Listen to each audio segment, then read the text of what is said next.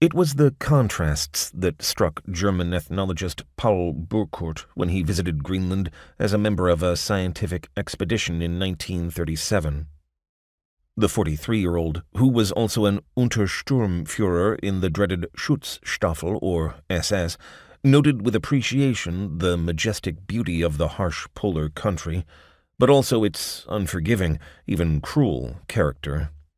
The ability of the Greenlanders to survive in some of the most inhospitable conditions in the world embodied the constant existential struggle that the Nazis believed to be the basic law of all life, while the natural splendor of the frozen expanses appealed to their sense of aesthetics.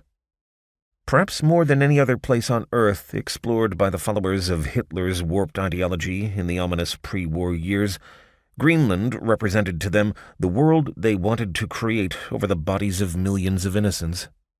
It was a world where man had put behind any concept of good and evil for a single-minded pursuit of triumph over his surroundings.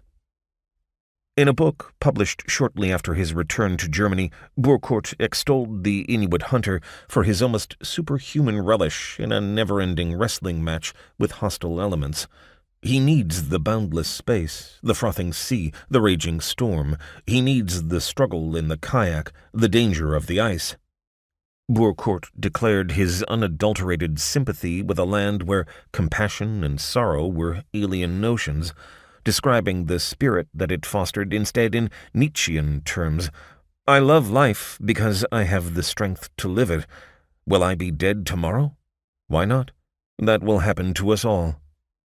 But underlying the real or assumed death defiance was awe at the natural grandeur. The sun breaks through the clouds, the ice shimmers in shades of blue, turquoise, gold and silver, and delicate red. Burckhardt wrote about a trip by boat along a strip of coastline that suddenly reveals itself in all its unconscious splendor. "From somewhere deep below, I come to understand the intense love that the Greenlander feels for his country." Burckhardt was very well acquainted with the basic geographical facts.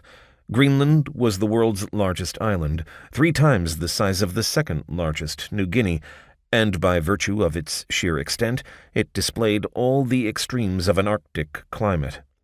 The far north was a vast polar desert with minimal precipitation and average temperatures that rarely exceeded 40 degrees Fahrenheit even in July. In winter, it was shrouded in a 5-month-long polar night when the sun never appeared above the horizon. Further south, the island's deep fjords were warmed by Atlantic currents, allowing vegetation, even low trees, to turn a bright green in the summer. But only along a thin brim near the rugged coastline was human habitation possible,